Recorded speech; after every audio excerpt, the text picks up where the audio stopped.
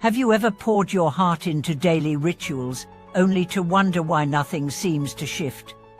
Have you questioned whether more incense, more prostrations, more mantras can ever unlock the silent answers you seek? Welcome back to our channel. Today we uncover a hidden obstacle that plagues even the most devoted practitioners, the subtle shadow of arrogance, what the ancients called the height of self-mind. We'll explore how this quiet pride blocks the flow of insight, why humility is the unseen key to spiritual resonance, and practical ways to dissolve the walls we unknowingly build around our own hearts. In this video, you'll discover how the very effort to control your spiritual progress can actually stall your awakening. Recognizing the height of self-mind transforms every ritual from rote habit into living devotion. Simple practices rooted in humility open channels of receptivity you never knew existed. Real-life stories of seekers who transcended ego blocks reveal timeless lessons for your own journey. Once you grasp these principles, every bout prostration and whispered chant becomes a doorway rather than a barrier, ready to let go of what's holding you back. Let's begin. Years of unwavering practice can feel like carrying an invisible weight. You rise before dawn to chant sutras, you kneel until your knees ache, you chant familiar verses until the words blur, and still the silence remains. That silence, which you once welcomed as a sacred canvas, becomes a taunting void. At times you chastise yourself for lack of faith, at others, you double down longer sessions, more intense focus, even secret prayers for dramatic breakthroughs. Yet instead of illumination, you encounter an inner resistance that tightens with each effort. This resistance often wears a kindly disguise. It says, "I am diligent," or "I have earned this moment." It comforts you that your discipline is superior, your dedication unmatched. But this is the height of self-mind at work. Subtle pride inflates each ritual, transforming humble offerings into self-congratulation. What began as an earnest devotion morphs into a quest to prove your worth, proof measured in hours, number of beads counted, or incense sticks burnt. The irony is that this silent competition with yourself, this quest for excellence, becomes the very barrier that prevents the whispered answer from reaching your heart. Imagine a pond at dawn, its surface perfectly still, reflecting the pale sky. Now imagine tossing a stone labeled "I am worthy" into its center. The ripples spread wide, shattering the mirror. Only when the stone sinks and the ripples fade does the stillness return, and with it, clarity. In spiritual practice, every thought of superiority is a stone. It disturbs the surface, obscuring the reflection of wisdom that lies beneath. To receive guidance, you must learn to let those stones fall without splashing. But how do you discern the difference between healthy commitment and ego-driven exertion? Start by observing your inner dialogue. When you chant, is your mind tracking how many verses you've completed? Do you feel a shred of pride in having gone through a particularly grueling session? Notice these subtle responses without judgment. Awareness itself is the first step toward loosening the grip of arrogance. As you become the impartial witness to your own pride, its power begins to wane. Next, introduce small acts of humility into your routine. If you normally light 5 incense sticks, try offering just 1. If you usually chant 300 verses, reduce it to 30. The goal is not to punish yourself, but to shift the focus from proving your endurance to honoring the quality of attention you bring. In these leaner practices, each movement and each breath carries greater weight. The heart quietly learns that sincerity, not volume, nourishes connection. Consider the story of Daniel, a corporate lawyer turned seeker. He traded boardrooms for meditation halls, convinced that rigorous schedules would unlock his latent insight. Months passed with little change until a mentor suggested he volunteer at the temple kitchen. As he washed dishes and prepared simple meals, he realized how often he had ignored the present moment. eyes fixed on spiritual milestones rather than the act itself.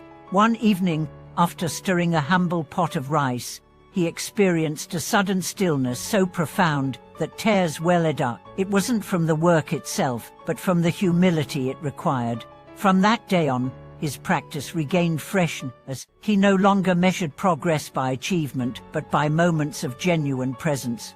To deepen this shift, cultivate a habit of offering gratitude to unexpected recipients. Before your main ritual, bow in thanks to the temple grounds, to the broom that sweeps away dust, even to the silent stones that form the walkway. By practicing gratitude toward humble elements, you rewire your mind to honor all levels of existence. Pride, which seeks status and prestige, finds no foothold in such simplicity. Gradually, you'll notice that responses begin not as grand visions or vices, but as subtle inkling as an unexpected solution in daily life, a feeling of equanimity in turmoil, a sudden openness to another's perspective. These are the true answers you've been seeking, arriving when the surface ripples have settled and the mirror is clear. Over time, responses grow more tangible, a flow of creativity at work, a deepened sense of compassion in relationships, an effortless clarity in decision-making. This journey doesn't end at the temple gate. The same height of self-mind that inflates spiritual pride also shapes every arena of life: career ambitions, social recognition, even personal relationships. Each time you catch yourself vying for status, remember the pond analogy: let your judgments sink and wait for stillness to restore clarity. With this practice, you transform every moment into an opportunity for genuine connection with others, with your own heart, and with the silent wisdom that resides at the core of being. In the quiet that follows these moments of inner stillness, you begin to notice how humility seeps into every facet of your life. It starts in the little interactions, the way you listen when someone shares a small success, the courtesy you extend when someone cuts in line, the patience you summon when technology fails. Each act may seem inconsequential, but collectively they weave a tapestry of genuine presence. Over time, you'll find that humility isn't a posture you assume only in the temple. It becomes the silent undercurrent guiding your very heartbeat. To cultivate this naturally, weave simple micro-practices into your day. Before a meal, pause for a breath, and silently acknowledge everyone who contributed to what's on your plate: the farmers, the transporters, the cooks, the hands that set the table. Feel the weight of that collective effort, and let gratitude humble your mind. During your commute, choose to observe rather than react. Notice the color of the sky, the pattern of raindrops on your windshield, the rhythm of pedestrians' footsteps. With each observation, imagine you are the learner again, curious, open, and assuming, rather than the one who already knows. Another powerful door to humility is the practice of reflective journaling. Each evening, carve out 5 minutes to record moments when pride whispered in your ear, a triumphant thought, a dismissive reaction, a comparison sparked by envy. Write down what happened, how you felt, and what you might have done differently. Then, conclude with one line of gratitude for what you learned from that moment.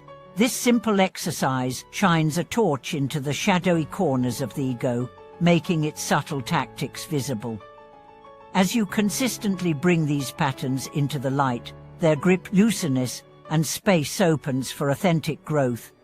Group practice offers a complementary dimension. Finding a small circle of fellow seekers, whether in person or online, creates a mirror for your own blind spots. When you chant or meditate together, the harmony of multiple voices or breaths synchronizes your psyche, dissolving the boundary between self and other. In that shared field, personal pride has nowhere to hide.